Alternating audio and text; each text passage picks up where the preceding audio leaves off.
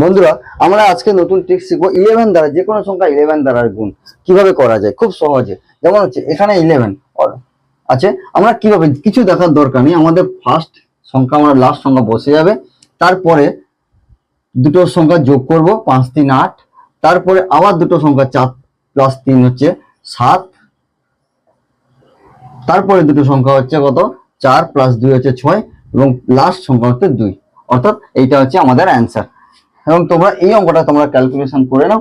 এবার তোমরা বিভিন্ন পরীক্ষায় দেখবে এমন পেতে পারো, যেমন হচ্ছে 24 ইন্টু 22, অর্থাৎ 22 আমরা 24 জানি কত 24 ইন্টু 2 ইন্টু 11 করলে আমরা 22 পাই।